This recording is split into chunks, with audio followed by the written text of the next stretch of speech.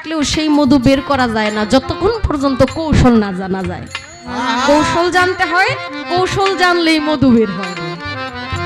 আজকে আর কিছু না জানলেও কিছু কৌশল আমার জানা আছে মধু বের করার মতো।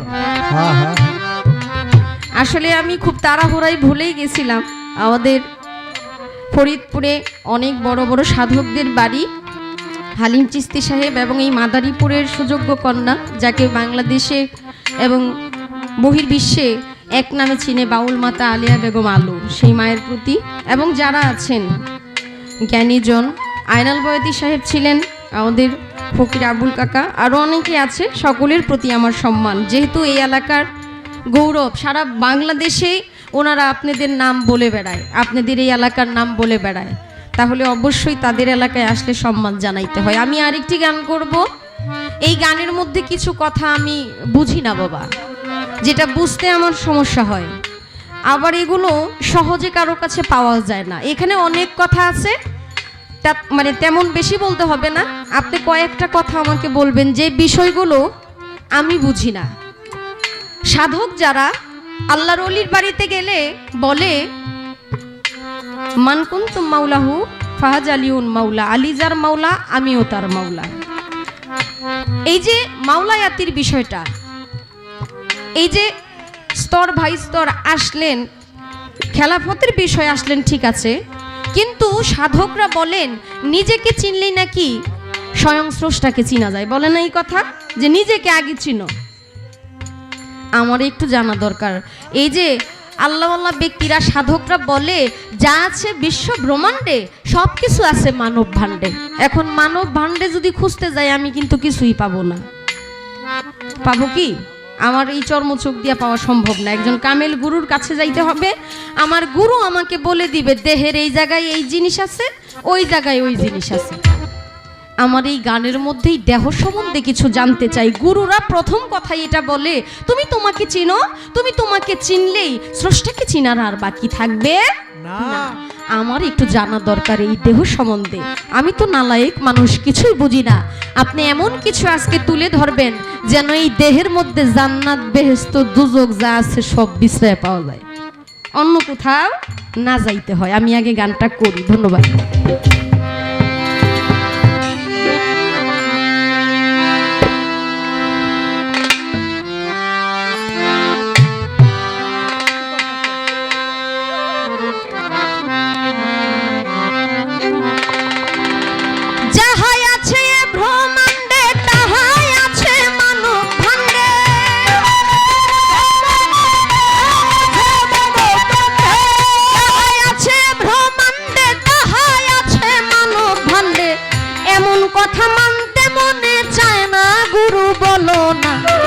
দেহে কোথায় কাবা আর মদিনা, দেহে কোথায় কাবা আর মদিনা, গুরু বলো না দেহে কোথায় কাবা আর মদিনা।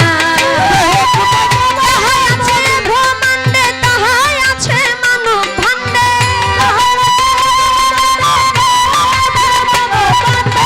তাহাই আছে ব্রহ্মাণ্ডে, তাহাই আছে মানব ভাণ্ডে। এমন কথা মানতে মনে চায় না, গুরু বলো না দেহে কোথায় কাবা আর মদিনা, দেহে কোথায় কাবা আর মদিনা, গুরু বলো না দেহে কোথায় কাবা আর মদিনা।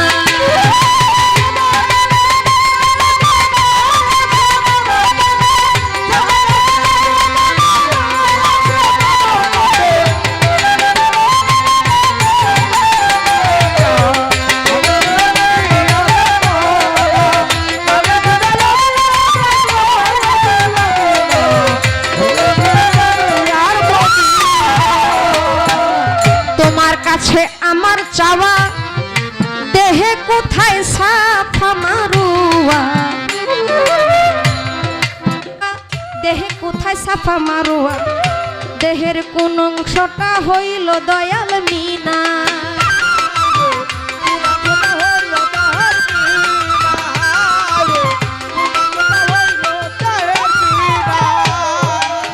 তোমার কাছে আমার চাওয়া দেহে কোথায় সাফা মারুয়া, এই দেহের কোন অংশটা মিনা। ওরে আরাফাত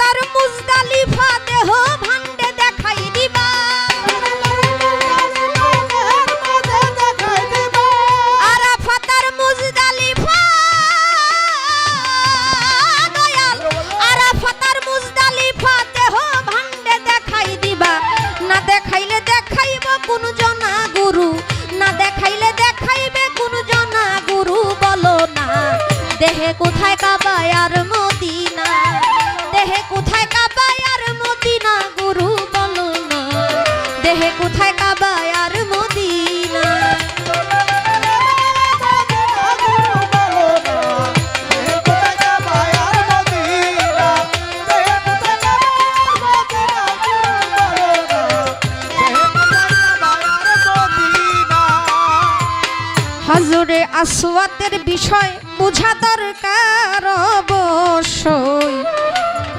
এই দেহ ঘরে ওই পাথর দেখাও না,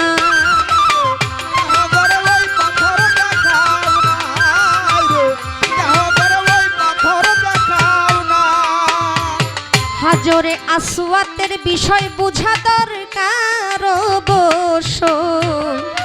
দেহ ঘরে ওই পাথর দেখাও না, ভাবে ইব্রাহিমের পাথর দেখাও মানুষের ভিতর, ভাবে ইব্রাহিমের পাথর, গুরু ভাবে ইব্রাহিমের পাথর দেখাও মানুষের ভিতর।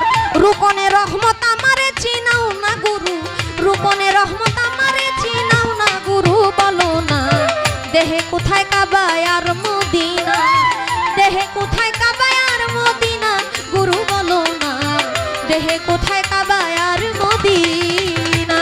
ওরে দেহে কোথায় কাবা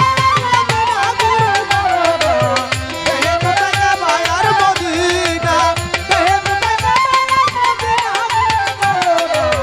দেহে কোথায় কাবা আর মদিনা।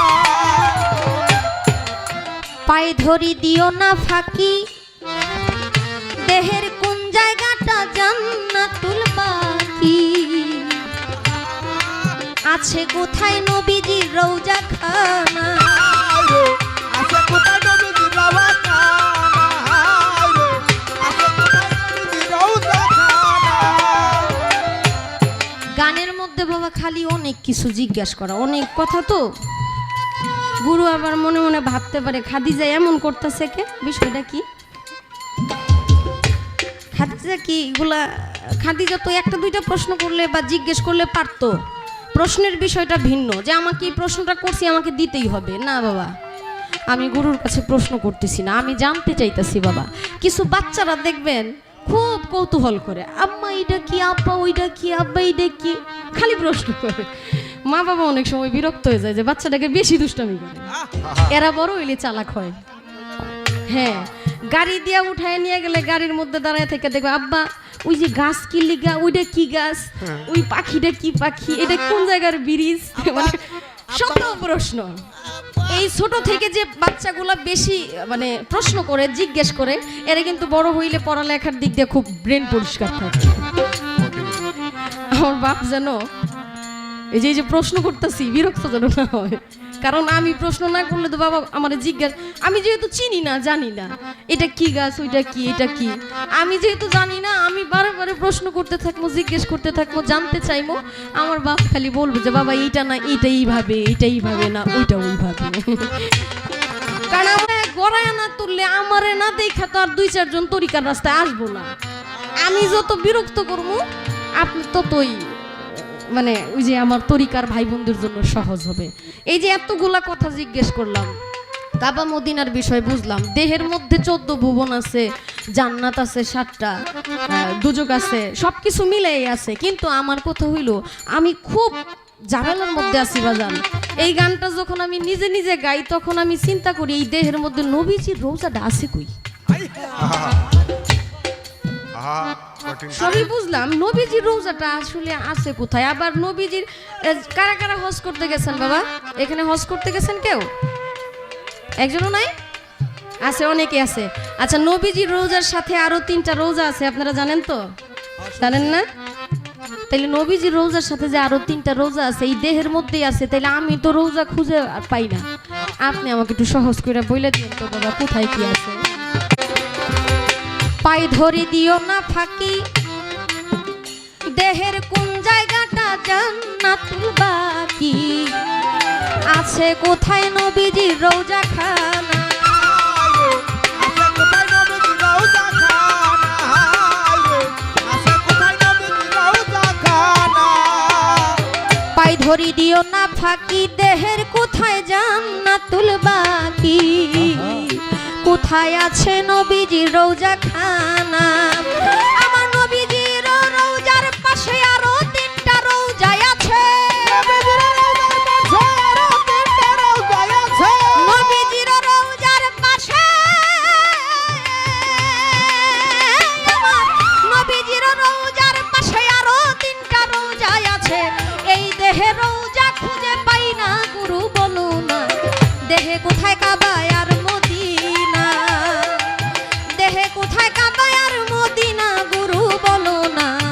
দেহে কোথায় কাবা আর মদিনা। দেহে কোথায় কাবা আর মদিনা দয়াল বলো না, দেহে কোথায় কাবা আর মদিনা, দেহে কোথায় কাবা আর মদিনা গুরু বলো না, দেহে কোথায় কাবা আর মদিনা। পাগল তারা বিনয় করে জবাব দিও দয়া করি, এই দাসের বঞ্চিত কইর না। ও দয়াল এই দাসের বঞ্চিত কইরো না, ও কৃষ্ণ এই দাসের বঞ্চিত কইরো না। পাগল তারা বিনয় করে জবাব দিও দয়া করে, এই দাসের বঞ্চিত কইর না। তুমি আমার জ্ঞানের দাতা, না বুঝাইলে বুঝবো কোথা।